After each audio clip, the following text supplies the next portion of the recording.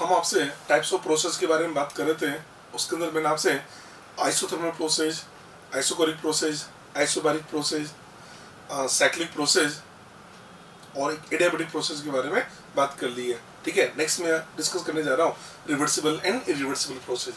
Next हमने ले लिया रिवर्सिबल एंड इरिवर्सिबल प्रोसेस। अब मैं आपको समझा देता हूँ कि रिवर्सिबल एंड इरिवर्सिबल प्रोसेस का मतलब क्या होता है। देखिए, कोई भी प्रोसेस हो, वो चाहे रिवर्सिबल हो या इरिवर्सिबल हो, हर प्रोसेस में दो टाइप के फोर्स एक्ट करते हैं। एक तो होता है ड्राइविंग फोर्स जो उसको ड्राइव करने का काम करता है, और एक होता है अपोजिंग फोर्स जो उसका अपोज करेगा। ठीक है, इन दोनों फोर्स का जो मैग्नीट्यूड है ना, इन दोनों फोर्स का जो रिलेटिव मैग्नीट्यूड है वही डिसाइड करेगा कि प्रोसेस हमारा रिवर्सिबल होगा या फिर प्रोसेस हमारा इरिवर्सिबल होगा। ठीक है, ठीक है, आप इसको समझ रहे हैं। जैसे मान लो सपोज ये तो मेरा ड्राइविंग फोर्स है और ये मेरा अपोजिंग फोर्स है। ड्राइविंग फोर्स का मैग्नीट्यूड अपोजिंग से देखो अभी स्लाइटली ग्रेटर है, तो प्रोसेस हमारा चलता चला जाएगा, चलता चला जाएगा, चलता चला जाएगा। ठीक है, किसी स्टेज पर आके मैंने क्या किया, इसके जो थर्मोडायनामिक पैरामीटर है, प्रेशर, वॉल्यूम, टेम्परेचर, इनको ऐसे एडजस्ट किया कि जो अपोजिंग फोर्स है उसका मैग्नीट्यूड ड्राइविंग से जैसे ग्रेटर हुआ, प्रोसेस हमारा रिवर्स हो गया। इसका मतलब इसको हमने बोला रिवर्सिबल प्रोसेस। रिवर्सिबल क्यों बोल पा रहे हैं? क्योंकि जो ड्राइविंग फोर्स का मैग्नीट्यूड है और जो अपोजिंग फोर्स का मैग्नीट्यूड है उसमें डिफरेंस बहुत ही कम है। इस वजह से होता क्या है, हम किसी भी स्टेज पर अपोजिंग फोर्स को ड्राइविंग फोर्स से ग्रेटर बना के और इसको रिवर्स कर सकते हैं। तो ये तो बन गया मेरा रिवर्सिबल प्रोसेस।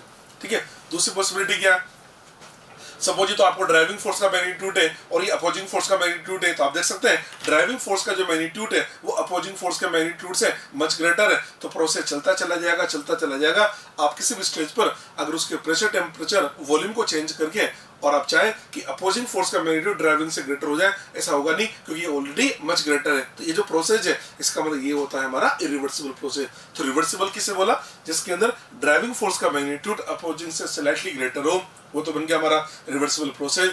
और जिसके अंदर ड्राइविंग फोर्स का मैग्नीट्यूड अपोजिंग फोर्स के कंपैरिजन में मच ग्रेटर है, वो बनेगा हमारा रिवर्सिबल प्रोसेस। ठीक है, चलिए कंपैरिजन देखते हैं। Reversible and irreversible process, left hand side में हमने ले लिया रिवर्सिबल प्रोसेस और राइट हैंड साइड में हमने ले लिया इरिवर्सिबल प्रोसेस। ठीक है, कंपैरिजन नंबर 1, फर्स्ट कंपैरिजन लिखा मैंने, magnitude of driving force is slightly greater than, slightly more than opposing force. ये मैंने आपको एक्सप्लेन कर दिया। इरिवर्सिबल प्रोसेस में हमने ले लिया magnitude of driving force is more than opposing force. More than का मतलब इसके रिलेटिवली मच ग्रेटर होता है। ठीक है, पहला पॉइंट तो ये होगा। सेकेंड पॉइंट को एक्सप्लेन करने से पहले हम आपसे एक एग्जांपल लेके मैं आपको समझा देता हूँ। सेकेंड पॉइंट को मैंने अभी एक्सप्लेन नहीं किया है, अब मैं सेकेंड पॉइंट को एक्सप्लेन करता हूँ। देखो, मैंने क्या किया, मैंने एक सिलेंडर लिया, ये एक सिलेंडर है मेरे पास है, ये मेरे पास एक सिलेंडर है, और सिलेंडर लेके और सिलेंडर पे मैंने पिस्टन को फिट कर दिया। और मैं ये मान लेता हूँ कि जो मेरा पिस्टन है वो फ्रिक्शनलेस और वेटलेस है, मतलब इसमें ना तो कोई वेट है और ना ही इसका कोई फ्रिक्शन है। फ्रिक्शनलेस और वेटलेस पिस्टन को हमने सिलेंडर पे फिट कर दिया और सिलेंडर के अंदर गैस भरी हुई है। जो भी गैस है उस गैस का जो प्रेशर है इसको हमने बोल दिया पी इंटरनल, गैस का प्रेशर पी इंटरनल हो गया, और बाहर का जो प्रेशर उसको बोला ना पी एक्सटर्नल। ठीक है, अब देखो, अगर मान लो ऐसा है कि हमारा जो पी एक्सटर्नल है इसका वैल्यू पी इंटरनल से ज्यादा है, पी एक्सटर्नल की वैल्यू पी इंटरनल से ज्यादा है, तो पिस्टन कैसे आएगा, हमारा डाउनवर्ड आएगा। इसका मतलब गैस क्या होगी, कंप्रेस होगी। इसका तो हम ऐसे बोल सकते हैं, अगर पी एक्सटर्नल का वैल्यू पी इंटरनल से ज्यादा है तो गैस का कंप्रेशन होता है। तो इस केस में क्या बोलेंगे, पिस्टन आएगा डाउनवर्ड, इसका मतलब ये बन गया कंप्रेशन का केस। हाँ, अगर ऐसा है कि जो पी एक्सटर्नल है इसका वैल्यू पी इंटरनल के कंपैरिजन में कम है, यानी पी इंटरनल ज्यादा है, तो पिस्टन कैसे जाएगा, ऊपर की ओर, एक्सपांशन इसको बोल दिया जाता है। ये इस केस में गैस का एक्सपांशन होता है, ये हमारे एक्सपांशन का केस बन जाता है। ठीक है, चलिए, हमने आपसे क्या बोला, हमने आपसे बोला सपोज बाहर का जो प्रेशर है, ये जो पी एक्सटर्नल है, ये जो पी एक्सटर्नल है इसका वैल्यू मैं मान लेता हूँ, सपोज जो पी एक्सटर्नल है इसका जो वैल्यू है वो 2 ATM है। चलिए जी, मैंने 2 ATM ले लिया, ये 2 ATM ले लिया, ये 2 ATM है। ठीक, अब इसमें जो गैस है ना, इसमें गैस भरी हुई है, और जो गैस है उस गैस का जो प्रेशर है वो गैस का प्रेशर भी 20 ATM है, 20 ATM प्रेशर है। तो आप देख सकते हैं गैस का प्रेशर कितना है, 20 ATM है, और बाहर का प्रेशर कितना है, 2 ATM है। इसका मतलब पी इंटरनल हमारा पी एक्सटर्नल से ज्यादा है, तो पिस्टन कैसे जाएगा, ऊपर की ओर। ये बनेगा आपका पिस्टन ऊपर की ओर, तो पिस्टन को ऊपर कौन लेके जा रहा है, गैस खुद लेके जा रहा है। इसका मतलब ये तो बनेगा मेरा ड्राइविंग फोर्स और ये बनेगा मेरा अपोजिंग फोर्स। देख सकते हैं ड्राइविंग फोर्स का मतलब जो गैस का प्रेशर है वो 20 ATM है, अपोजिंग फोर्स का मतलब बाहर का प्रेशर हमारा 2 atm है, तो हम ऐसे बोल सकते हैं ड्राइविंग फोर्स का मैग्नीट्यूड अपोजिंग फोर्स के कंपैरिजन में मच ग्रेटर है। इसका मतलब ये प्रोसेस हमारा इरिवर्सिबल होगा। इरिवर्सिबल किसे बोला? जिसके अंदर ड्राइविंग फोर्स का मैग्नीट्यूड अपोजिंग से much greater, that is a irreversible. इसका मतलब मैं आपको एक इरिवर्सिबल प्रोसेस के बारे में समझा रहा हूं। तो पिस्टन हमारा ऊपर जाएगा। अब पिस्टन ऊपर जाएगा, सुनो अभी जो है ना, अभी बात करें तो अभी जो गैस है इसने जो वॉल्यूम ऑक्यूपाई कर रखा है, गैस ने ये V1 वॉल्यूम ऑक्यूपाई कर रखा है, ये लीजिए ये V1 वॉल्यूम ऑक्यूपाई कर रखा है, ठीक है। पिस्टन हमारा ऊपर की ओर जाएगा और सपोज पिस्टन हमारा ऊपर गया और यहाँ जाके पिस्टन हमारा रुक गया, ये लीजिए पिस्टन रुक गया। अच्छा पिस्टन कब रुकेगा? पहले तो ये देख लेते हैं। पिस्टन यहाँ जाके रुकेगा तो हम बोल देंगे गैस का वॉल्यूम V1 से V2 हो गया, ये लीजिए V1 से V2 हो गया। पिस्टन रुकेगा कब? देखो जब पिस्टन ऊपर जाएगा तो हम गैस का जो प्रेशर है 20 atm है, 20 से डिक्रीज होता चला जाएगा और डिक्रीज होते होते बाहर का प्रेशर 2 atm है, तो जैसे गैस का प्रेशर 2 atm होगा, 2 atm होते पिस्टन हमारा रुक जाएगा। इसका मतलब गैस कब रुकेगा? पिस्टन रुकेगा कब? तो पिस्टन तब रुकेगा जब गैस का जो फाइनल प्रेशर है वो इसका जो बाहर का प्रेशर पिस्टन 2 atm है ना यहाँ पर, तो जैसे 2 atm होगा ये हमारा पिस्टन हमारा रुक जाएगा। ये तो मैंने 2 atm लेके एक्सप्लेन किया। मान लो अगर ये 1 atm होता, अगर ये 1 atm होता तो पिस्टन कब रुकता? तो पिस्टन हमारा तब रुकता जब गैस का फाइनल प्रेशर हमारा 1 atm हो जाता। इसका मतलब ये हुआ कि जो गैस का फाइनल प्रेशर है, हमें से हो सकता है कि गैस का जो फाइनल प्रेशर P2 है ना, गैस का जो फाइनल प्रेशर P2 है वो एक तरह से P एक्सटर्नल के इक्वल हो जाएगा। गैस का फाइनल प्रेशर जो P2 है वो किसके इक्वल होना चाहिए?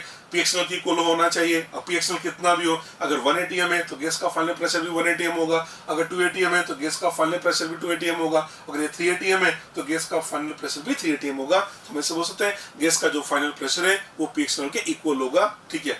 दूसरी बात, अब हमारा पिस्टन जो है ना वो V1 से लेके V2 तक एक्सपेंड हुआ, V1 से लेके V2 तक गया, V1 से V2 गया, गैस का एक्सपेंशन V1 से V2 हो गया। तो आप ये बताइए जब पिस्टन हमारा V1 से V2 गया तो ये सिंगल स्टेप में गया या मल्टी स्टेप में गया? तो आप इसको समझना कि ये जो पिस्टन है हमने पहले ही बोल दिया फ्रिक्शन लेस और वेट लेस है। तो जब फ्रिक्शन लेस और वेट लेस है, ना तो कोई इसका वेट है ना कोई इसका फ्रिक्शन है, तो हम बोल देंगे ना पिस्टन हमारा एक ही स्टेप में V1 से V2 चला जाएगा। तो हम ऐसे बोल सकते हैं ये एक सिंगल स्टेप का प्रोसेस होता है, समझ ना? क्या बोला हमने? एक सिंगल स्टेप का प्रोसेस होता है। दूसरी बात, जब पिस्टन हमारा V1 से V2 जा रहा है, जब पिस्टन हमारा V1 से V2 जा रहा है तो ड्यूरिंग द प्रोसेस ये जो P एक्सटर्नल है, अगर मान लो 2 atm है तो through out the process 2 atm ही रहेगा या वेरी करेगा? तो यार ये तो 2 atm है तो 2 atm है तो through out the process 2 atm रहेगा। अगर 1 atm है तो थ्रू आउट द प्रोसेस ये 1 atm रहेगा। इसका मतलब ये बोल सकते हैं जब हमारा पिस्टन V1 से V2 जा रहा है तो जो भी इसका P एक्सटर्नल है वो through out the process constant होगा। और होगा कितना?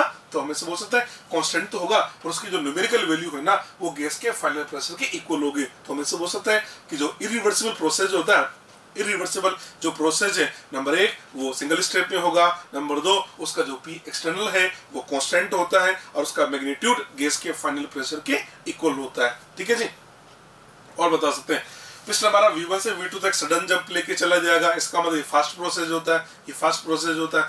हम यहाँ पर जो भी मेजरमेंट परफॉर्म करेंगे वो एक तो कहाँ करेंगे जब वॉल्यूम इसका V1 होगा और एक हम मेजर करेंगे जब इसका वॉल्यूम V2 होगा। इसका मतलब एक तरह से इक्विलिब्रिया इनिशियल स्टेट और फाइनल स्टेट में प्रेजेंट होता है और इस प्रोसेस को कंप्लीट होने में एक डेफिनेट टाइम भी लगता है, ठीक है। तो हमने इसके लिए जो पॉइंट्स आपको बताया उन सारे पॉइंट्स को ये देखो हमने यहाँ नोट कर दिया है, आपको समझा देते हैं। पहले इरिवर्सिबल समझाया, इसके बाद में रिवर्सिबल समझाऊंगा।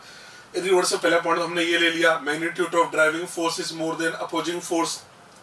सेकंड कंपैरिजन का पॉइंट क्या लिया? सेकंड हमने ले लिया इसका P एक्सटर्नल कांस्टेंट होता है और होगा कितना? P external equal to P2 या ऐसे हो सकता P फाइनल गैस के फाइनल प्रेशर के इक्वल होता है। थर्ड पॉइंट हमने ले लिया सिंगल स्टेप का प्रोसेस है, ये भी मैंने आपको बता दिया। फास्ट प्रोसेस है, ये भी आपको बता दिया। It takes definite time, finite time for completion, ये भी बिल्कुल सही बात है। और 6 हमने लिखा equilibrium present at initial and final state, equilibria initial और फाइनल स्टेट में प्रेजेंट होगा। ये तो मैंने आपको समझा दिया इरिवर्सिबल प्रोसेस। अब मैं आपको समझाने जा रहा हूँ रिवर्सिबल प्रोसेस। आप समझना रिवर्सिबल प्रोसेस क्या होता है, ठीक है। इसी डायग्राम से समझाऊंगा मैं रिवर्सिबल प्रोसेस। रिवर्सिबल प्रोसेस को समझने के लिए हमने क्या किया, एक सिलेंडर लिया, उसमें पिस्टन फिट कर दिया, सेम वो का वही काम किया। सिलेंडर लिया, पिस्टन फिट कर दिया, पिस्टन हमारा वेटलेस और फ्रिक्शनलेस पिस्टन है। बस इसमें थोड़ा सा काम हमने ये कर दिया, इसमें जो पिस्टन है इस पिस्टन पर हमने स्मॉल साइज के नंबर ऑफ स्टोन्स रख दिए। आप देख सकते हैं स्मॉल साइज के नंबर ऑफ स्टोन्स हमने रख दिए। गैस का जो प्रेशर है वो गैस का प्रेशर हमने पी इंटरनल मान दिया और बाहर का प्रेशर हमने बोला पी एक्सटर्नल। पर यहाँ जो पी एक्सटर्नल है वो क्या होगा, तो मैंने लिखा यहाँ जो पी एक्सटर्नल है वो पी एटमोस्फेयर, एटमोस्फेयर का प्रेशर तो वही से, उसके साथ साथ हम लिख दिया पी स्टोन, ये स्टोन की वजह से भी होगा, इन दोनों का सम ही पी एक्सटर्नल बनेगा। ठीक है, मैंने मान लिया। मैं अभी प्रोसेस स्टार्ट कर रहा हूँ। सपोज हमने एक रफ कैलकुलेशन ये कर दी है, रफ कैलकुलेशन हमने कर दी है, ऐसे समझना। अभी मैंने मान लिया जैसे अभी जिस कंडीशन में हमारा ये पिस्टन है, मैंने आपसे बोल दिया कि सपोज मेरा जो पी एक्सटर्नल है और मेरा जो पी इंटरनल है दोनों इक्वल है और दोनों 20 एटमॉस्फेयर है, 20 एटीएम है, दोनों 20 एटमॉस्फेयर है, ये लीजिए हमने मान लिया है। मतलब अंदर बाहर दोनों का प्रेशर कितना 20 एटीएम है, इसका मतलब पिस्टन हमारा रुका हुआ है। ये जो स्टोन है ये बहुत ही स्मॉल साइज के होते हैं। एक स्टोन की अगर बात करें तो एक स्टोन का जो प्रेशर है उसको बोल देते हैं, उसकी वजह से प्रेशर में चेंज मतलब डीपी प्रेशर होगा एक स्टोन की वजह से। ठीक है, अब ऐसे एक रफ कैलकुलेशन ऐसे चलते हैं। रफ कैलकुलेशन मान लेते हैं कि जो डीपी है ना, डीपी की वैल्यू 0.1 एटीएम है, बहुत कम है ना, तो 0.1 एटीएम मान लिया। इसका अंदर बाहर दोनों का प्रेशर कितना है 20 एटीएम है, अंदर का प्रेशर भी 20 एटीएम है, बाहर का प्रेशर भी 20 एटीएम है। ठीक है, तो मैंने क्या काम किया, मैंने एक स्टोन को हटा के साइड में रख दिया। ये लीजिए एक स्टोन को हटा के हमने साइड में रख दिया है, देखिए इधर एक स्टोन को हमने लिया और इसको साइड में रख दिया।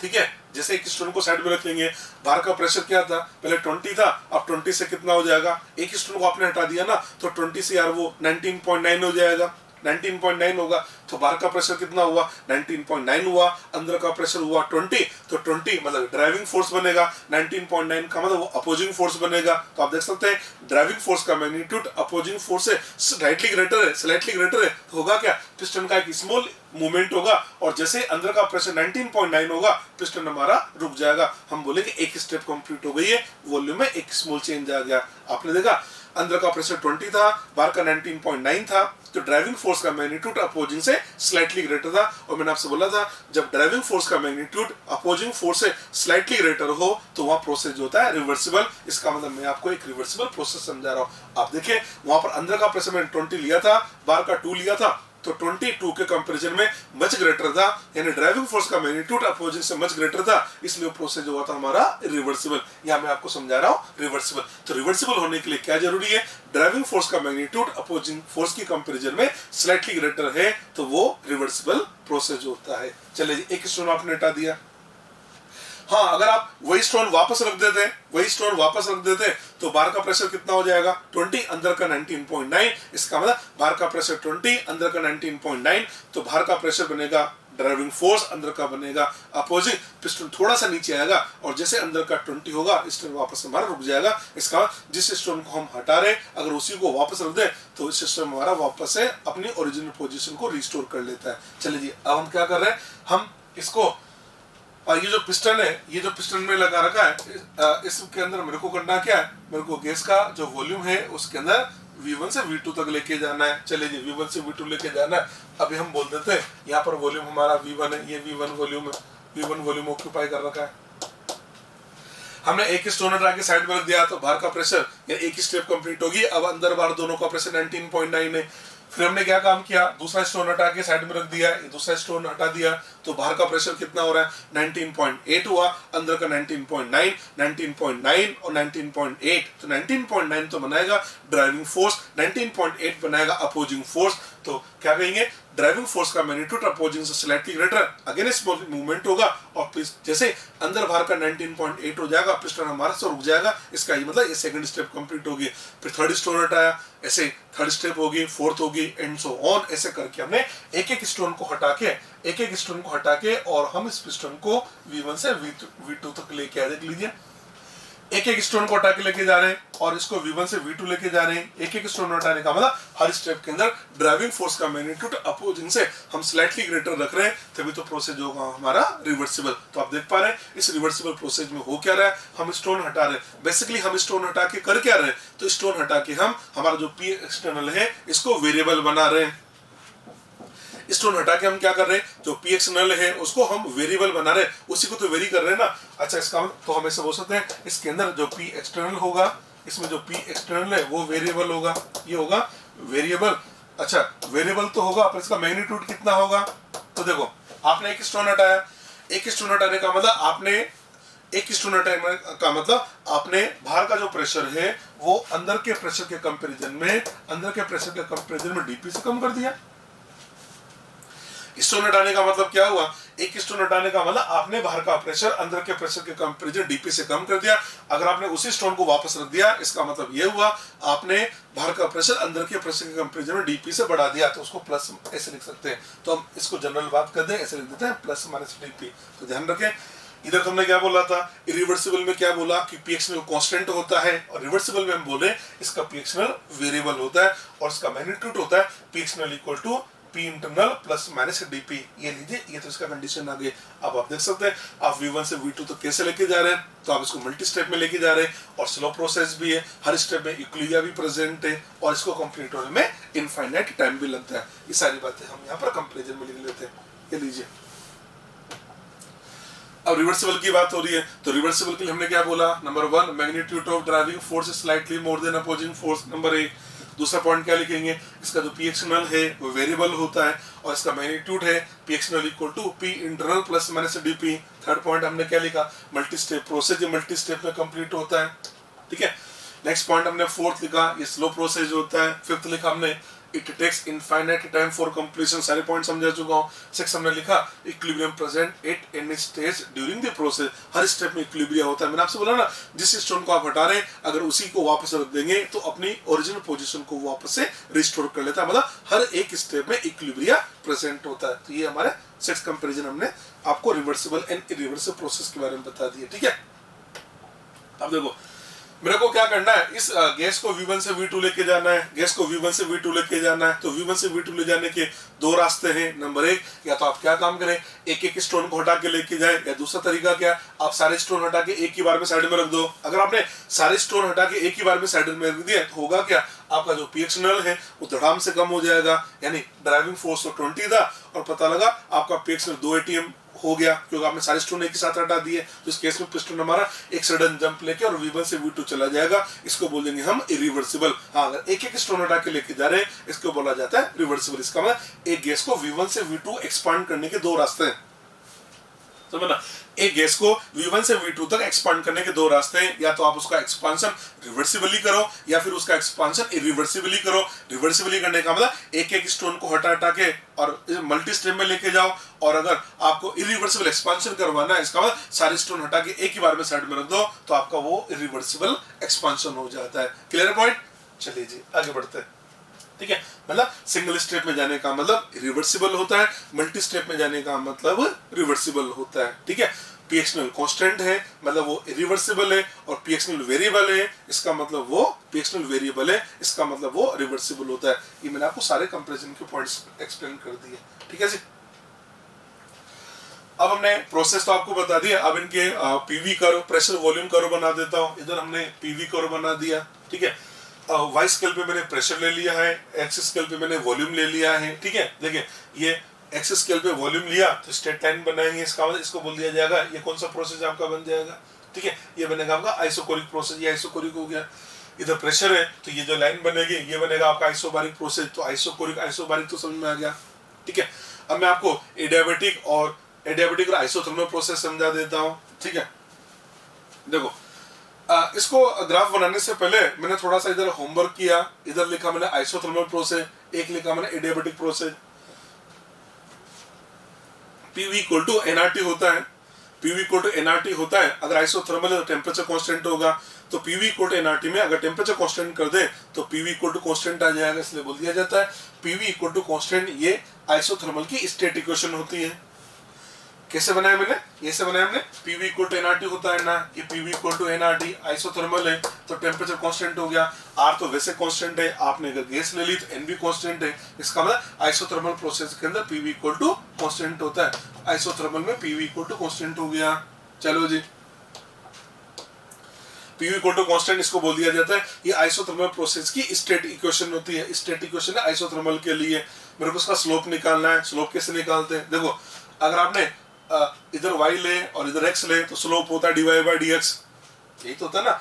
अगर आप इधर y लेते हो और इधर x लेते हो तो स्लोप होता है dy/dx। अब हमने क्या किया, इधर P लिया, इधर V लिया, इसका मतलब इसका स्लोप होगा dP अपॉन dV। तो स्लोप का मतलब मेरे को dP अपॉन dV निकालना है, इसका dP अपॉन dV निकालना होता है, ठीक है।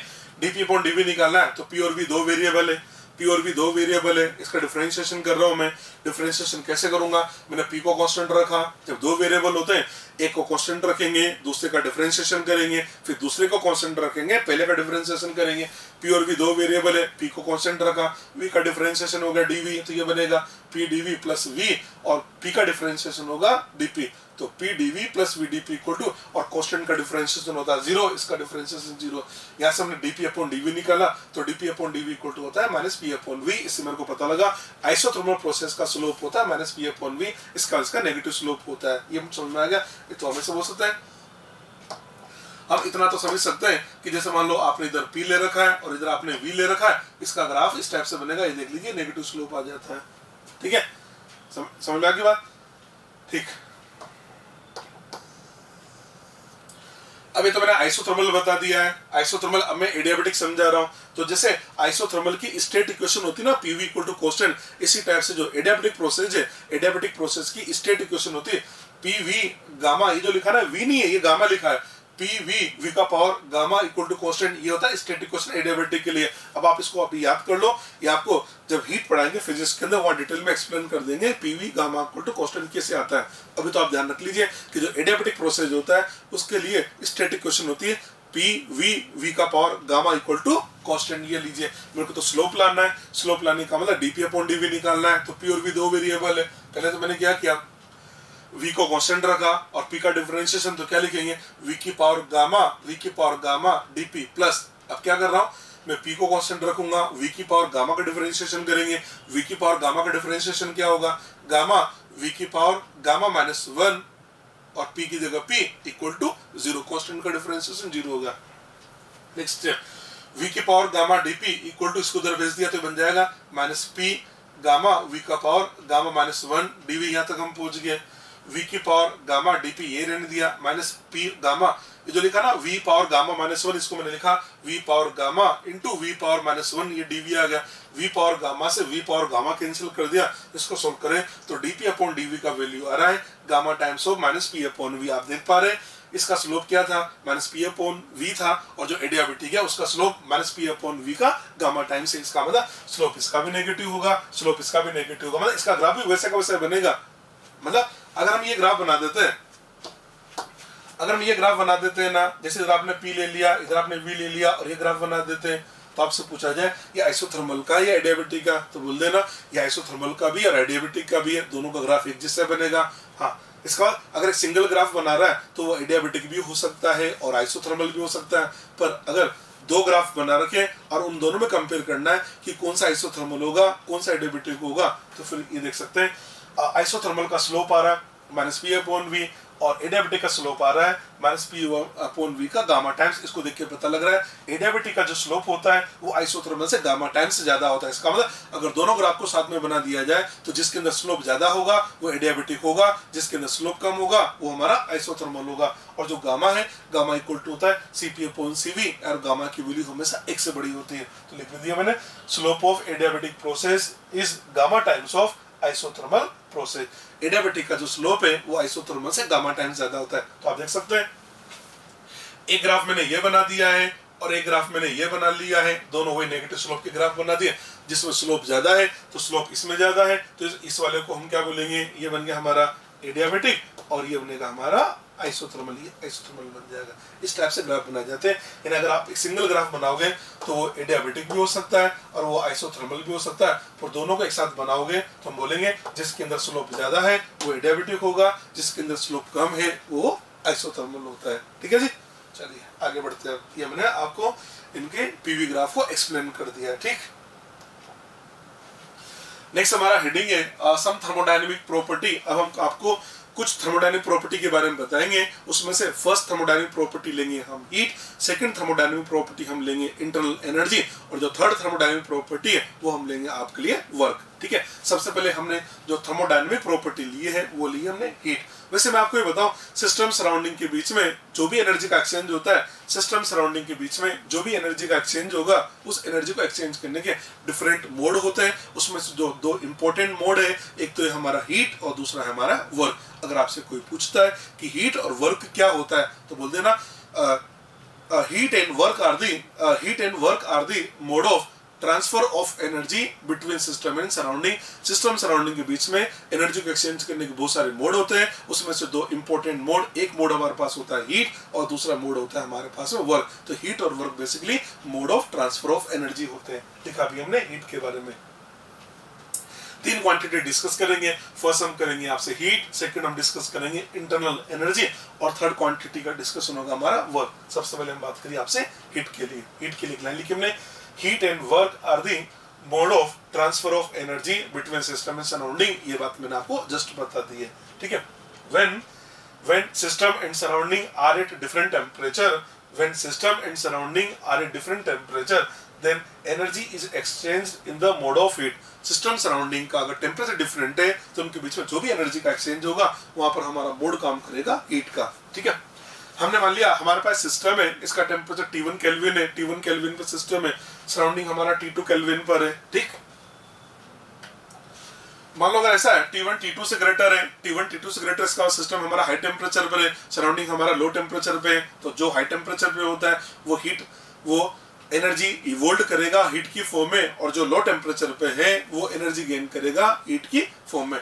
If T1 greater than T2, T1 T2 से ग्रेटर है तो क्या कहेंगे, heat evolve by the system. और अगर T1 T2 से लेस है, T1 कम है, T2 बड़ा है, इसका मतलब इस केस में heat absorbed by the system. और ये सिस्टम सराउंडिंग के बीच में हीट का एक्सचेंज कब तक कंटिन्यू होगा, जब तक दोनों का टेम्परेचर इक्वल नहीं हो जाता। If T1 equal to T2, उसको बोल दिया जाता है स्टेट ऑफ थर्मल इक्विलिब्रियम। ये थर्मल इक्विलिब्रियम की स्टेट आ गई। ठीक है, अब इसके साथ साथ मैं आपको हीट का साइन भी बता देता हूं कि हीट का साइन आपको कब पॉजिटिव लेना है और कब हीट का साइन नेगेटिव लेना है।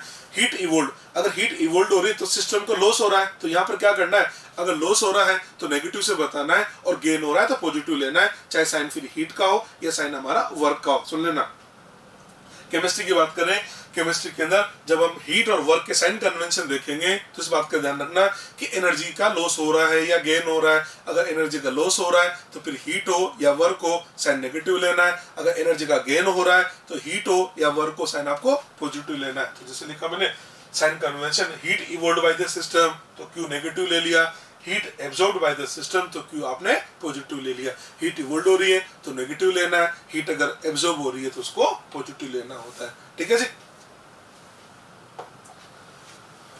ये हमने आपको हीट के बारे में समझा दिया। सेकंड थर्मोडायनामिक प्रॉपर्टी हम ले रहे हैं इंटरनल एनर्जी, इसको सिंबल होता है E या इसको लिख दिया जाता है U से। इंटरनल एनर्जी, नाम से पता लग रहा है इंटरनल, इसका मतलब कोई भी सिस्टम है उस सिस्टम के इंटरनल, मतलब कोई भी सिस्टम है उस सिस्टम के अंदर जितनी भी टाइप की एनर्जी स्टोर होती है XYZ, उन सबका जो एल्जेब्रिक सम होगा that is the internal energy. तो इंटरनल एनर्जी की डेफिनेशन ही क्या होती है, इसकी डेफिनेशन होती है sum of total energy store within a substance is known as internal energy.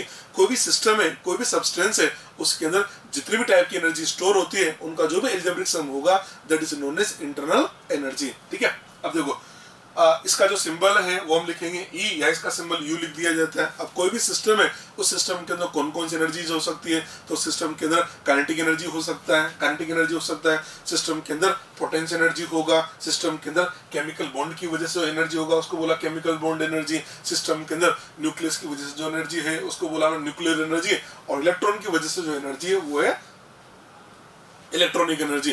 तो सिस्टम के अंदर पता कौन कौन सी एनर्जी है, काइनेटिक एनर्जी है, पोटेंशियल एनर्जी है, केमिकल बॉन्ड एनर्जी है, न्यूक्लियर एनर्जी है, इलेक्ट्रॉनिक एनर्जी है। इन सब का एल्जेब्रिक सम करेंगे तो हमारे पास आएगा इंटरनल एनर्जी। अच्छा, इसमें भी एक बात और बताते हैं कि जो काइनेटिक एनर्जी होती है वो भी अपने आप में तीन टाइप की होती है। एक तो होता है काइनेटिक एनर्जी ऑफ ट्रांसलेशनल, एक होता है काइनेटिक एनर्जी ऑफ रोटेशनल, और एक काइनेटिक एनर्जी ऑफ वाइब्रेशनल। देख सकते हैं काइनेटिक एनर्जी भी तीन टाइप की हो रही है, kinetic energy of translational, kinetic energy of vibrational और काइनेटिक एनर्जी ऑफ रोटेशनल। इसका मतलब ये हुआ अगर आपको कोई भी सिस्टम है या कोई भी सब्सटेंस है उसका इंटरनल एनर्जी का एब्सोल्यूट वैल्यू लाना है तो फिर इतनी सारी एनर्जीज को सम करना पड़ेगा, तब जाके आप उसकी एब्सोल्यूट वैल्यू निकाल सकते हैं। इसलिए बोल दिया जाता है कि इतनी सारी एनर्जीज का सम करना इम्पॉसिबल टास्क है। इसलिए बोल दिया जाता है कि जो इंटरनल एनर्जी है हम उसकी एब्सोल्यूट वैल्यू नहीं निकाल सकते, और जब कभी भी ऐसा होता है कि हम किसी की एब्सोल्यूट वैल्यू नहीं निकाल पाते तो वहां पर फिर हमेशा हम चेंज निकालते हैं।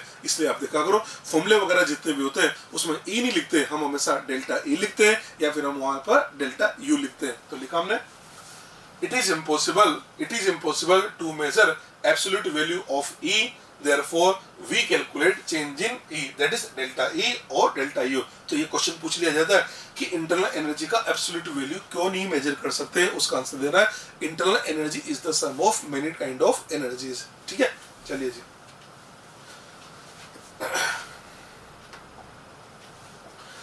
डेल्टा ई तो आप ई नहीं निकाल सकते, डेल्टा ई निकालेंगे और डेल्टा ई क्या लिखते हो, डेल्टा ई लिखा करें ई टू माइनस ई वन, या डेल्टा ई लिखा करें ई फाइनल माइनस इनिशियल, या डेल्टा ई लिखा करें E P minus E R. P का मतलब प्रोडक्ट है, आर का मतलब रिएक्टेंट है। मतलब अगर कोई केमिकल रिएक्शन दे रखी है तो वहां पर प्रोडक्ट माइनस रिएक्टेंट करना है, तो ये E P minus E R ये लिखा जाएगा जब आपके पास केमिकल रिएक्शन होगी। हाँ, अगर प्रोसेस है तो फिर आप ई टू माइनस ई वन लिखो या फिर ई फाइनल माइनस ई इनिशियल लिखो, ये प्रोसेस के लिए होता है। ठीक है, इंटरनल एनर्जी मैंने आपसे बोला था कोई सी भी एनर्जी होगी तो मास पर डिपेंड करेगा।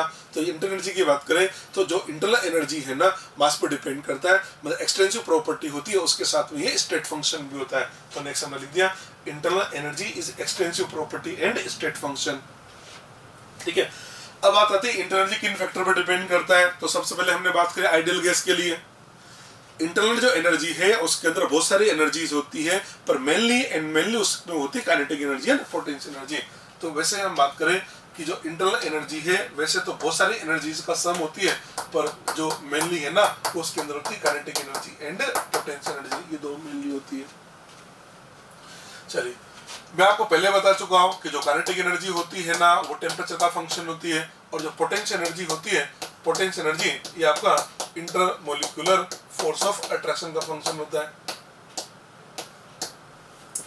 काइनेटिक एनर्जी तो किसका फंक्शन है, टेम्परेचर का फंक्शन है, और पोटेंशियल एनर्जी आपका इंटरमोलिकुलर फोर्स ऑफ अट्रैक्शन का फंक्शन है। चलिए जी, सबसे पहले बात करते हैं कि आइडियल गैस का इंटरनल एनर्जी किस पर डिपेंड करेगा। जैसे आपने बोला आइडियल गैस बोलने का मतलब इंटरमोलिकुलर फोर्स ऑफ अट्रैक्शन तो जीरो हो गए, यानी आइडियल गैस के अंदर पोटेंशियल एनर्जी नाम की तो कोई चीज ही नहीं होती है, तो केवल और केवल क्या होगी, काइनेटिक एनर्जी। तो इस बात का ध्यान रखना, आइडियल गैस के अंदर इंटरनल एनर्जी का मतलब केवल और केवल काइनेटिक एनर्जी होता है, और काइनेटिक एनर्जी केवल और केवल टेम्परेचर पर डिपेंड करता है। इसलिए बोल दिया जाता है आइडियल गैस का जो इंटरनल एनर्जी है दैट डिपेंड ओनली टेम्परेचर। तो ये लिखा हमने ई of ideal gas depend on temperature, बहुत इंपॉर्टेंट पॉइंट है ये वाला। ठीक है, दूसरा हमने ले लिया रियल गैस अगर हो तो रियल गैस, देखो अगर कोई रियल गैस होगी तो इंटरमोलिकुलर फोर्स भी होगा, काइनेटिक एनर्जी तो होगी, साथ में पोटेंशियल भी होगी। इसका काइनेटिक एनर्जी होगी तो टेम्परेचर तो आपको बोलना ही है।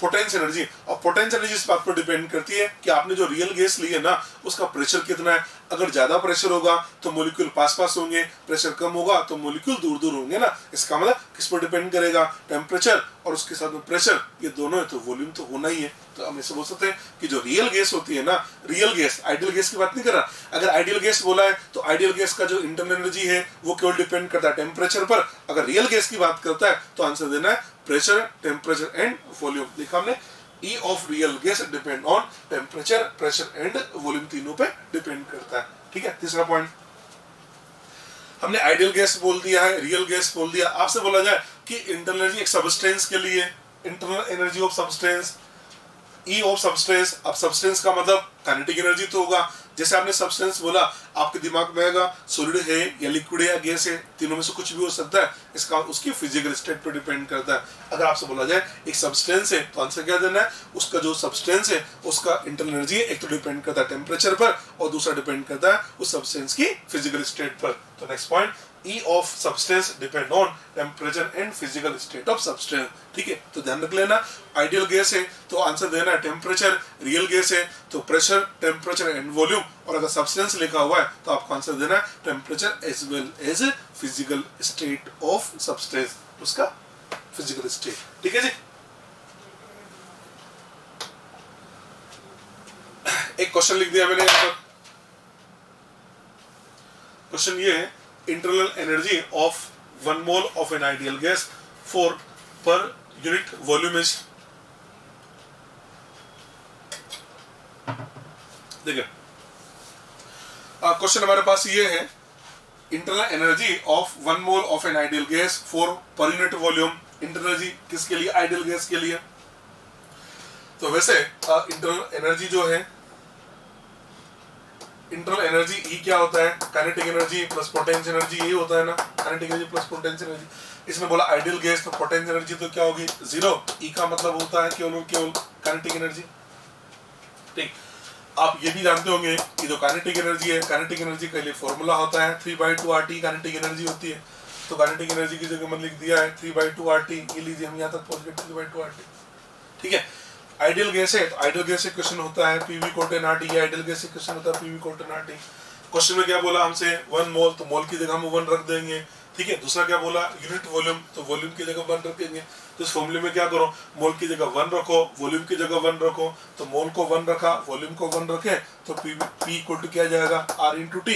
इस R इंटू टी की जगह क्या लिखा मैंने? P, तो इसको लिख दिया जाता है, यह जाता है 3/2 P। तो इसका जो इंटरनल एनर्जी है वो बनेगा 3/2 P। आंसर देंगे सेकेंड 3/2 P, इसका आंसर बनेगा 3/2 P। ठीक है, एक स्टैंडर्ड क्वेश्चन है, ये मैंने आपको बता दिया, एग्जाम में ऐसे कैसे आपसे पूछ लिया जाता है। ठीक, आगे बढ़ते हैं।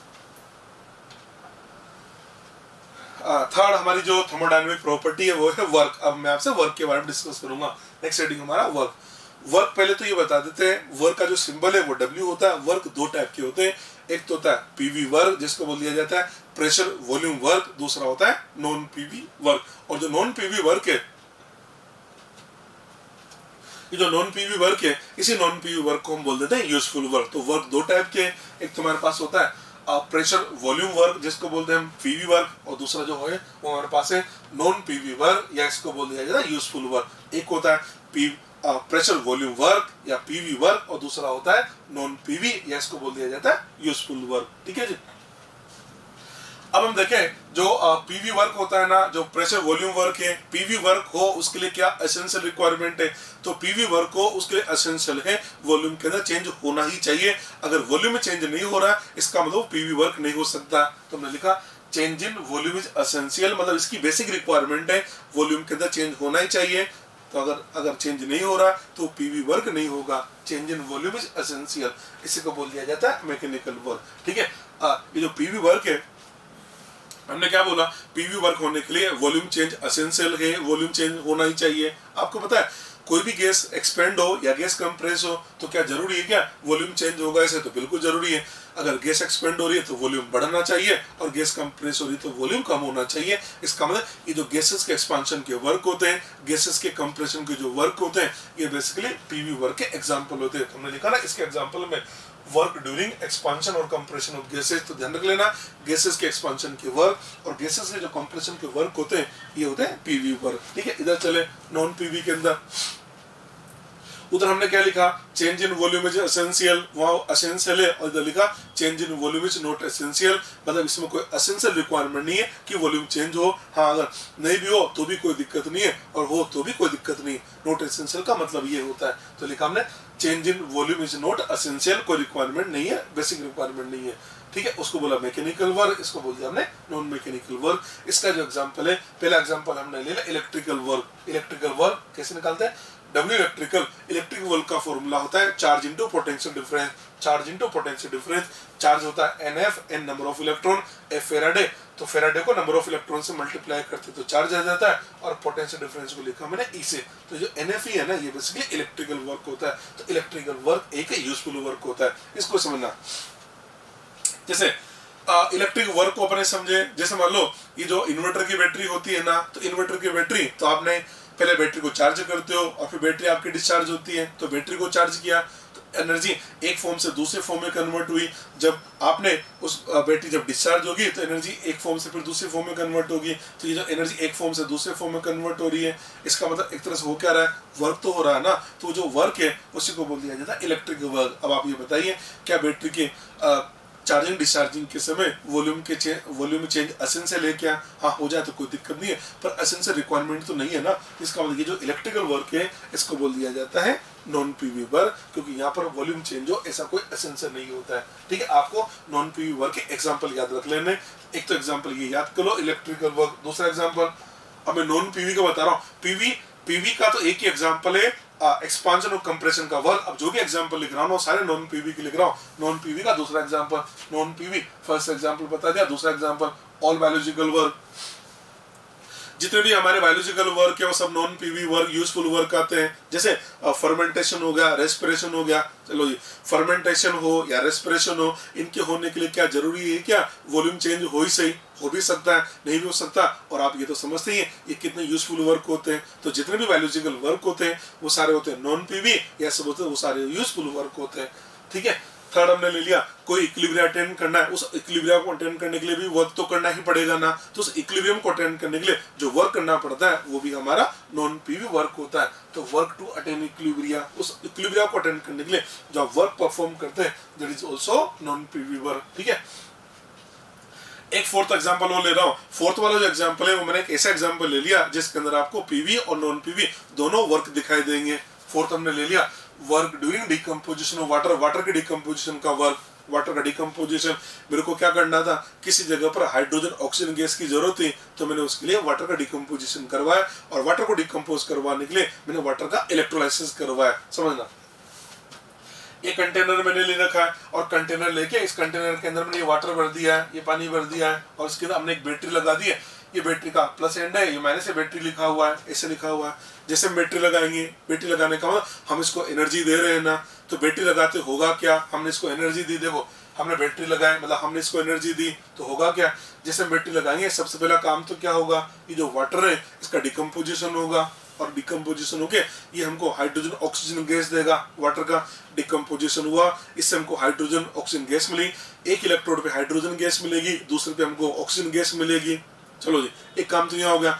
अब देखो, जैसे वाटर का डिकम्पोजिशन होगा, गैसेस बनेगी, गैस की नेचर है वो बनेगी, तो गैस का एक्सपांशन भी होगा, और गैस का एक्सपांशन होने के लिए उसमें भी तो एनर्जी खर्च होगी ना। तो यहाँ पर दो जगह एनर्जी खर्च होगी, एक तो उस वाटर को डिकम्पोज करने में, और दूसरा वो जो गैस बनेगी उसके एक्सपांशन में। तो यहाँ पे दो टाइप के वर्क परफॉर्म हुए, एक तो हो गया वाटर का डिकम्पोजिशन का वर्क, और दूसरा हो गया गैसेस के एक्सपांशन का वर्क। इसका आपने जो एनर्जी दी वो दो पार्ट में स्प्लिट होगी, या उसने दो टाइप के वर्क करे। एक तो कौन सा वर्क किया, वाटर को डिकम्पोज करने का वर्क किया, और दूसरे उसने गैस का एक्सपांशन का वर्क किया। तो वाटर का डिकम्पोजिशन का वर्क और एक गैस के एक्सपांशन का वर्क। हमने ये बोला, आपने बैटरी लगा के जो भी एनर्जी दी उसने दो टाइप के वर्क परफॉर्म करे।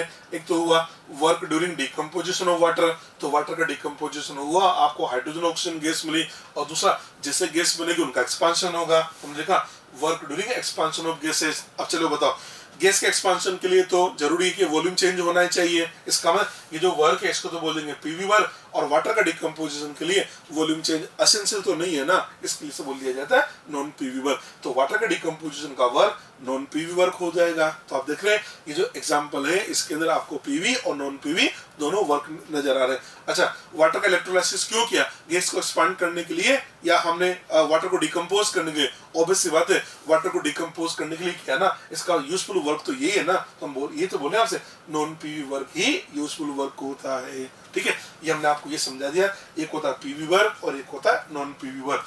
पीवी वर्क का एग्जांपल केवल एक ही एग्जांपल याद रख लेना, गैसेस का एक्सपांशन और गैसेस का कंप्रेशन का वर्क। और नॉन पीवी के कुछ एग्जांपल है, कौन कौन से बताया मैंने। नॉन पीवी के अंदर जो नॉन पीवी एग्जांपल है बता दिया, इलेक्ट्रिकल वर्क बता दिया, सेकंड मैंने आपको बता दिया all biological work, work to attain equilibria, और एक वाटर के डिकम्पोजिशन का वर्क। ठीक है, ये सब हमारे पास आते हैं नॉन पीवी और यूजफुल वर्क की कैटेगरी। ठीक है जी, चलिए अब ये जो चैप्टर है ना इसके अंदर मैंने आपको ये समझा दिया, एक पीवी वर्क होगा, एक नॉन पीवी वर्क होगा। ठीक है, दोनों समझ लिए। अब मैं आपको जो पीवी वर्क है इसको लेके आगे बढ़ रहा हूँ, और पीवी वर्क की कैलकुलेशन किस किस टाइप से की जाती है। तो अब नेक्स्ट हम ये डिस्कस करें कैलकुलेशन ऑफ पीवी वर्क। अब मैं जो कैलकुलेशन बता रहा हूँ वो आपको प्रेशर वॉल्यूम वर्क जो है ना पीवी वर्क उसी की बता रहा हूँ, नॉन पीवी की नहीं बता रहा हूँ। सबसे पहला पॉइंट ले लिया, work done in irreversible process. Irreversible में वर्क डन क्या होगा, जैसे मैंने बोला इरिवर्सिबल, इरिवर्सिबल बोलते मेरे दिमाग में आ जाना चाहिए सिंगल स्टेप में होगा और पी एक्सटर्नल इसका कांस्टेंट होगा। तो जैसे लिखा मैंने इरिवर्सिबल पी एक्सटर्नल कांस्टेंट और सिंगल स्टेप में होता है। और आपको बता देते हैं, अब आप भी याद कर लेना, एक सिंगल स्टेप का जो वर्क होता है वो होता है minus P external delta we. एक सिंगल स्टेप का जो वर्क होता है, एक सिंगल स्टेप का जो वर्क है वो होता है minus P external delta we. ठीक है, तो आप चाहे सिंगल स्टेप का वर्क हो या आप इरिवर्सिबल का वर्क हो, बात एक ही है। तो फॉर्मूला डायरेक्ट याद कर लेना, W irreversible equal to minus P external DV लिख दिया, या मैं भी लिख सकता हूं उसको W irreversible equal to minus P external और डेल्टा वी को लिखा मैंने V final minus V initial. तो हमको हमेशा ये फॉर्मूला काम में लेना है। तो ये एक सिंगल स्टेप का वर्क हो गया, या ऐसे बोल सकते ये एक इरिवर्सिबल का वर्क हो गया। क्या फॉर्मूला बना, W irreversible equal to minus P external delta V, और डेल्टा V को लिख सकते हैं आप V final minus V initial. ये फॉर्मूला लगाना है। अब क्वेश्चन जब आपके सामने है ना, तो क्वेश्चन चाहे एक्सपांशन का हो या कंप्रेशन का हो, आपको फॉर्मूला हमेशा ये लगाना है minus P external V final minus V initial. आपको फाइनल में से इनिशियल को माइनस करना है और यहाँ ये माइनस का साइन लगाना है। ठीक है, हमारा जो आंसर है वो विद साइन अपने आप आ जाता है। ठीक है, साइन कन्वेंशन की बात कर लेते हैं, या तो work done by the system होगा या work done on the system होगा। मैंने आपको एक बहुत अच्छी बात बताई थी, अगर एनर्जी का लॉस हो रहा है तो Q हो या W हो माइनस लेना है। System work done by the system, system खुद वर्क करेगा, तो सिस्टम अगर खुद वर्क करेगा तो क्या होगा, एक्सपांशन होगा, और सिस्टम खुद वर्क करेगा तो एनर्जी का लॉस होगा। तो मतलब W का साइन नेगेटिव आ गया, तो हमने साइन कन्वेंशन बना लिया। Work done by the system, अगर सिस्टम वर्क करता है मतलब वर्क ऑफ एक्सपांशन है, तो W का साइन नेगेटिव लेना है एनर्जी को देखते हुए।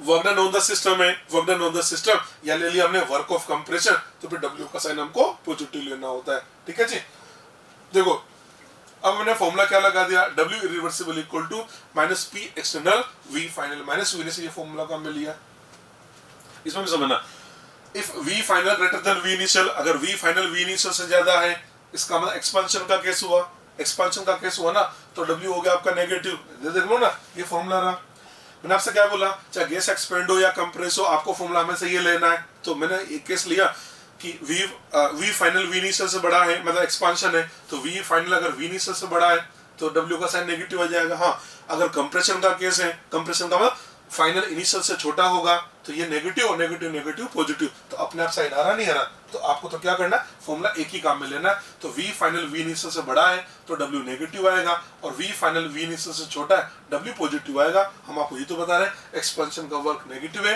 कंप्रेशन का वर्क पॉजिटिव है। मतलब कुल मिला के बात ये है, चाहे एक्सपेंशन का क्वेश्चन हो या कंप्रेशन का क्वेश्चन हो, W equal to minus P external delta V लगाना है और फाइनल में से इनिशियल को माइनस करो, आपका जो आंसर है वो विद साइन ऑटोमेटिक निकल के आ जाता है। ठीक है, unit of work, work unit बता देते हैं, इसकी यूनिट क्या लिखोगे, W इक्वल टू क्या लिखा माइनस पी डेल्टा V।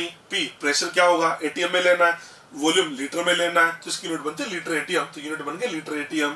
ठीक है, आप कहेंगे सर वर्क यूनिट तो जूल भी होती है, अर्ग भी होती है, कैलोरी भी होती है, तो इनमें आपस में कोरिलेशन होता है। रिलेशन क्या है, 1 लीटर एटीएम इक्वल टू होता है 101.3 जूल, 1 कैलोरी होता है 4.184 जूल, और 1 जूल इक्वल टू होता है 10⁷ अर्ग। ठीक है, एक बार ऐसा क्वेश्चन पूछ लेता है, ये बोलता है 1 अर्ग, 1 जूल, 1 कैलोरी, 1 लीटर एटीएम को इंक्रीजिंग ऑर्डर में अरेंज करो। क्या क्या है, एक तो हमारे पास 1 अर्ग है, 1 अर्ग, 1 जूल, 1 कैलोरी और 1 लीटर एटीएम, तो क्या होगा, 1 लीटर एटीएम आपका सबसे बड़ा होगा, इससे छोटा होगा 1 कैलोरी, इससे छोटा होगा 1 जूल, और सबसे छोटा होता है 1 अर्ग। ये मैंने इसको देख के और इनके बीच रिलेशन बना दिया, ये क्वेश्चन पूछा जाता है। ठीक है, ये तुमने आपको मैथमेटिकली समझा दिया इरिवर्सिबल का वर्क क्या होगा। हमें इरिवर्सिबल वर्क को ग्राफ से कैलकुलेट करना सिखा रहा हूँ, पीवी ग्राफ से बना देते हैं। इरिवर्सिबल का वर्क कैसे निकालोगे, तो इधर प्रेशर ले लिया, इधर हमने वॉल्यूम ले लिया, हम क्या करें, हम एक गैस को V1 से V2 एक्सपेंड करें, वो भी इरिवर्सिबली। आप एक गैस को V1 से V2 लेके जा रहे हैं, वो भी इरिवर्सिबली। इरिवर्सिबल का मतलब पी एक्सटर्नल तो कांस्टेंट होगा ना, इसका मतलब ये मैंने पी एक्सटर्नल की लाइन बना दी, ये लीजिए पी एक्सटर्नल ये कांस्टेंट हो गया, तो पी एक्सटर्नल तो कांस्टेंट हो गया। आप V1 से V2 जा रहे हो, ये V1 हो गया, ये V2 हो गया, तो ये V1 हो गया और V2 हो गया, और इसका एरिया अंडर द कर्व, इस एरिया को बोल दिया जाता है W इरिवर्सिबल। तो ये जो एरिया अंडर द कर्व है, इसको बोल दिया जाता है W इरिवर्सिबल, इरिवर्सिबल का वर्क आ जाता है। ठीक है, ये फर्स्ट कैलकुलेशन हो गया। सेकंड कैलकुलेशन ले रहा हूँ, work done in reversible process, reversible process का वर्क। जैसे रिवर्सिबल लिखा, रिवर्सिबल लिखते हैं समझ में आना चाहिए कि इसका पीएक्सएल वेरिएबल होगा और मल्टी स्टेप में होगा। पीएक्सएल वेरिएबल होगा, मल्टी स्टेप में होगा। अब मल्टी स्टेप का मतलब आप गैस को V1 से V2 लेके जा रहे हो तो मल्टी स्टेप में लेके जाओगे। तो यार एक काम करो ना, एक ही स्टेप का वर्क निकालो और उसको V1 से V2 तक इंटीग्रेट कर दो। तो मैंने ये तो किया कि माइनस पीएक्सएल जो डीवी था उसको V1 से V2 तक इंटीग्रेट कर दिया। तो इसका मतलब ये हमने एक तरह से रिवर्सिबल का वर्क निकाल लिया। तो इंटीग्रेशन का मतलब हमने क्या किया, एक स्टेप का वर्क निकाल लिया और ऐसे जितने भी स्टेप थे उन सब स्टेप के वर्क को हमने ऐड कर दिया, मतलब वहां से V1 से V2 तक इसको इंटीग्रेट कर दिया। ठीक है, ये तो मैंने आपको किससे बता दिया, फॉर्मूले से। अब ग्राफ से अगर समझना चाहो कि रिवर्सिबल का ग्राफ कैसे बनेगा, इधर प्रेशर लिया, इधर वॉल्यूम ले लिया हमने। आप V1 से V2 लेके जा रहे हो तो V1 से V2 आप लेके जा रहे हो। ठीक है, अब इसका ग्राफ कैसे बनना है तो थोड़ा सा इधर समझे, जैसे ऐसे समझते हैं, इधर रफ में समझा रहा हूं। इधर प्रेशर ले लिया हमने, इधर वॉल्यूम का स्केल ले लिया। आप ऐसे तो बात कर रहे थे कि आपने एक सिलेंडर ले रखा है, इस पे आपने पिस्टन फिट कर दिया, ये बहुत सारे स्टोन रखे हुए हैं, ये तो समझाया था ना आपको मैंने। अंदर बाहर दोनों का प्रेशर 20 एटीएम था। अभी हमारा पिस्टन रुका हुआ है। सपोज ये यहाँ पर ये V1 है, ठीक है, और अंदर बाहर का प्रेशर कितना 20 एटीएम है। तो 20 एटीएम मैंने मान लिया, 20 एटीएम ये यहाँ पर 20 एटीएम, ये 20 एटीएम। आपने एक स्टोन को हटा के साइड में रख दिया। एक स्टोन को हटा के साइड में रखने के बाद आपने पीएक्सएल को थोड़ा सा कम कर दिया, समझना। पीएक्सएल को थोड़ा सा कम किया तो पीएक्सएल थोड़ा सा कम करने का ये नीचे ला देते हैं। ठीक है, जैसे ऐसे हुआ पिस्टन आपका ऊपर जाएगा, गैस का वॉल्यूम थोड़ा सा बढ़ेगा, वॉल्यूम बढ़ेगा तो वॉल्यूम बढ़ने का ये वॉल्यूम बढ़ेगा। ये बोला एक स्टेप कंप्लीट हो गई। अब आपने सेकंड स्टोन को हटा के साइड में रखा, इसका पीएक्सएल को थोड़ा सा और कम कर दिया। पीएक्सएल को कम करने का इस ग्राफ को नीचे लाएंगे, ये नीचे ले आए तो वॉल्यूम थोड़ा सा बढ़ेगा, तो वॉल्यूम बढ़ेगा तो ये वॉल्यूम बढ़ गया। सेकंड स्टेप होगी। थर्ड स्टेप के लिए ये लीजिए, थर्ड स्टेप हो गई, फोर्थ एंड सो ऑन। ये से आएंगे ना, ये से चल के आ जाएंगे। ये तो क्या है, ये हमने आपको दिखाने के लिए थोड़ा सा बड़ा बना दिया। अगर हम इनकी एवरेजिंग लेके बनाए तो जो प्रेशर है ना, प्रेशर की लाइन हमारी इस टाइप की आ जाती है। ये प्रेशर की लाइन इधर आ गई, ये प्रेशर आ गया। इसका मतलब एक तरह से देखा जाए तो पीवी ग्राफ अगर बनाया जाए तो पीएक्सएल वेरिएबल, ये पीएक्सएल की लाइन ऐसे बनेगी। पीएक्सएल बना दिया तो मैंने वही काम किया। देखो उधर ये मैंने ये पीएक्सएल की लाइन बना, ये हो गया मेरा पीएक्सएल, ये वेरिएबल पीएक्सएल आ गया, नहीं आ गया। जा कहां से रहा, V1 से V2, तो ये मेरा V1 हो गया, ये तो मेरा हो गया V1, ये V2। इसका जो एरिया है, एरिया अंडर द कर्व, इस एरिया को बोल दिया हमने, ये हो गया हमारा इरिवर्सिबल का work. This is the W reversible का वर्क हो गया। V1 से V2 जा रहे हैं, यहाँ वॉल्यूम V1 है तो यहाँ प्रेशर होगा P1, यहाँ वॉल्यूम V2 है तो यहाँ प्रेशर हो जाएगा P2। ये जो एरिया है इसको बोल दिया जाता है वर्क इन रिवर्सिबल प्रोसेस। समझ में आ गई बात? ठीक है, ये तो एक्सपेंशन हो गया। अगर आप कंप्रेशन का केस लेते हैं तो कंप्रेशन में क्या कर दो, इस एरो का डायरेक्शन चेंज कर दो, एरो का डायरेक्शन चेंज कर दो। फिर यहाँ पर V1 लिखना होगा और यहाँ पर आपको V2 लिखना पड़ेगा, क्योंकि कंप्रेशन गैस को कंप्रेस करेंगे ना तो जस्ट इसका रिवर्स हो जाएगा। बस एरो की डायरेक्शन चेंज होगी और वॉल्यूम यहाँ होगा V1 और यहाँ होगा V2। पहले वॉल्यूम होगा कम और पहले वॉल्यूम होगा ज्यादा और वॉल्यूम बाद में हो जाएगा कम। ये हमने आपको समझा दिया। ठीक है,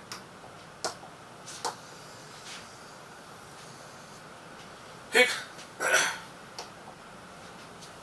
थर्ड पॉइंट, थर्ड जो पॉइंट है ना वो कोई नया वर्क नहीं है। ये हमने क्या किया, जो फर्स्ट और सेकंड पॉइंट बताया ना इसी को मैं कंपेयर कर रहा हूँ, इसलिए थर्ड पॉइंट को लिखा मैंने कंपैरिजन। अब मैं कंपेयर क्या कर रहा हूँ समझना, मैंने कंपैरिजन ये करा कि एक बार मैंने गैस को एक्सपांशन करवाया, गैस का एक्सपांशन करवाया, इसका मतलब V1 से V2 लेके गया, एक बार लेके गया मैं रिवर्सिबली, एक बार लेके गया मैं इरिवर्सिबली। फिर मैं देखना चाह रहा हूँ कि जब गैस का एक्सपांशन होता है तो रिवर्सिबल इरिवर्सिबल में से कौन सा वर्क ज्यादा होगा। एक केस में ये करूंगा, दूसरी बार क्या करूंगा, मैं गैस का कंप्रेशन करूंगा, गैस को कंप्रेस करूंगा, एक बार कंप्रेस करूंगा रिवर्सिबली, एक बार कंप्रेस करूंगा इरिवर्सिबली, फिर देखूंगा दोनों में से वर्क ज्यादा किसमें मिलेगा। ये मेरा कंपैरिजन है, समझना है। गैस का एक्सपांशन है, गैस का एक्सपांशन है, ठीक है, समझना। तो क्या अब इस पॉइंट को मैं ग्राफ से समझा रहा हूं आपको। इधर प्रेशर ले लिया, इधर मैंने वॉल्यूम ले लिया है। सबसे पहले मैं रिवर्सिबल लेता हूँ। रिवर्सिबल का मतलब ये देख लीजिए, मार्कर से लाइन बना दी मैंने, ये पीएक्सएल मेरा वेरिएबल आ गया। पीएक्सएल वेरिएबल है तो जो एरिया अंडर द कर्व है, ये जो हमने येलो मार्कर से जो बना रखा है, येलो वाला देख लेना, ये जो एरिया है ये आपका आ जाएगा, येलो वाला W रिवर्सिबल आ जाएगा। ठीक है, यहाँ पर आपने वॉल्यूम V1 है और यहाँ वॉल्यूम V2 है, तो वॉल्यूम V1 है तो यहाँ प्रेशर हो जाएगा P1, यहाँ वॉल्यूम V2 है तो यहाँ प्रेशर हो जाएगा P2। ये जो एरिया ये तुमने बता दिया, ये तो रिवर्सिबल का एरिया आ गया।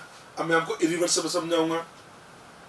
मैंने आपसे बोला था इरिवर्सिबल का मतलब क्या हुआ, इरिवर्सिबल का सिंगल स्टेप होगा, उसके साथ में उसका पी एक्सटर्नल कांस्टेंट होता है। अच्छा, पी एक्सटर्नल कांस्टेंट होता है पर उसका मैग्नीट्यूड तो गैस के फाइनल प्रेशर की इक्वल होता है। इसका मतलब कि जो P2 होता है वही तो पी एक्सटर्नल होगा ना। इस ग्राफ में देखा जाए तो यहाँ P1 है, P2, इसका मतलब ये जो P2 है ये हमारा पी एक्सटर्नल होगा, तो ये P2 ही क्या हो गया, पी एक्सटर्नल। इसका मतलब एक तरह से ये जो ग्रीन मार्कर से जो बना रहे हैं ना, ग्रीन मार्कर से ये देख लीजिए, ये हमारा आ गया पी एक्सटर्नल, ये पी एक्सटर्नल की लाइन आ गई, ये तो हो गया पी एक्सटर्नल, ये हो गया V1 और V2, तो एरिया अंडर द कर्व। तो ग्रीन जो लाइन बना रखी है ना, ये क्या आ जाएगा, ये एरिया, ये किसका एरिया, ये आ जाएगा एरिया, मतलब ये वर्क, ये बता रहा है हमको इरिवर्सिबल का वर्क। तो आप देख सकते हैं ग्रीन से जो बना रखा है ये हमारा इरिवर्सिबल का वर्क है। तो आप येलो एरिया और ग्रीन एरिया इन दोनों को देखेंगे तो आपको पता लग रहा है कि येलो वाला जो एरिया तो ग्रीन से ज्यादा, तो मैं से बोल सकते हैं एक तरह से रिवर्सिबल का वर्क इरिवर्सिबल से ज्यादा होता है। तो ये बात आपको याद करना है, आपको रिजल्ट याद रखना है कि जब गैस का एक्सपांशन होता है, समझना, जब गैस का एक्सपांशन होता है, एक्सपांशन बता रहा हूं, कंप्रेशन में क्या होगा वो भी समझ लेंगे। जब गैस का एक्सपांशन होता है तो रिवर्सिबल का वर्क इरिवर्सिबल से ज्यादा होता है। अब मैंने कंप्रेशन का केस ले लिया, कंप्रेशन पहले मैं लूंगा रिवर्सिबल, ये लीजिए इधर प्रेशर लिया, इधर हमने वॉल्यूम का स्केल ले लिया, ठीक है। सबसे पहले रिवर्सिबल की बात करें तो ये पी एक्सटर्नल की लाइन देखो, इधर ये पी एक्सटर्नल आ गया, ये पी एक्सटर्नल। कंप्रेशन है, एरो इधर लगेगा, यहाँ वॉल्यूम V1 आएगा, यहाँ वॉल्यूम V2 आएगा, तो ये एरिया निकाल लेते हैं। ये एरिया व्हाइट वाला एरिया, व्हाइट वाला देख लेना, ये व्हाइट वाला एरिया बना दिया, तो व्हाइट से जो एरिया बना दिया इसको बोला W रिवर्सिबल, रिवर्सिबल का वर्क हो गया। यहाँ पर वॉल्यूम मेरा V1 है, अगर वॉल्यूम V1 है तो यहाँ प्रेशर हो जाएगा P1, यहाँ वॉल्यूम V2 है तो यहाँ प्रेशर हो जाएगा P2। ये तो हो गया हमारा रिवर्सिबल। अब इरिवर्सिबल बताना, इरिवर्सिबल में क्या बोला था कि पी एक्सटर्नल कांस्टेंट होता है और उसका मैग्नीट्यूड P2 के बराबर होगा। तो जहां P2 होगा ना यार वही तो पी एक्सटर्नल होगा ना। इस स्केल पे देख लो ना, P2 कहां पर है, उस वाले ग्राफ में P2 यहाँ पे था, इस वाले ग्राफ में P2 यहाँ पर है, यानी ये P2 है तो ये तो पी एक्सटर्नल होगा। तो पी एक्सटर्नल की लाइन ये बन गई पी एक्सटर्नल, और एरो इधर बनाना है तो ये आपका पी एक्सटर्नल बन गया, ये बना आपका पी एक्सटर्नल, ये लीजिए ये तो है पी एक्सटर्नल, ये आपका पी एक्सटर्नल और एरो ये आपका बना दिया। अब एरिया देखो, ये तो पी एक्सटर्नल, ये आ जाएगा V1 और ये आ जाएगा V2, तो एरिया तो पूरा ये लेना पड़ेगा ना। तो ब्लू मार्कर से जो बना रहे थे पूरा एरिया ये हमने बना दिया, this is the W irreversible, irreversible का वर्क आ गया। तो आप देख सकते हैं जो ब्लू एरिया है वो व्हाइट एरिया से ज्यादा है। इसका मतलब ये हुआ जब गैस का कंप्रेशन होता है तो इरिवर्सिबल का वर्क रिवर्सिबल से ज्यादा होता है। तो भैया रिजल्ट ही जस्ट अपोजिट आ गया, तो ये तो याद करना ही पड़ेगा। क्या रिजल्ट याद रखना है, जब गैस का एक्सपेंशन होता है, जब गैस का एक्सपेंशन होता है तो रिवर्सिबल का वर्क इरिवर्सिबल से ज्यादा होता है, और जब गैस का कंप्रेशन होता है ना तो इरिवर्सिबल का वर्क रिवर्सिबल से ज्यादा होता है। यह आपने को थर्ड पॉइंट बता दिया, ठीक है जी, ओके।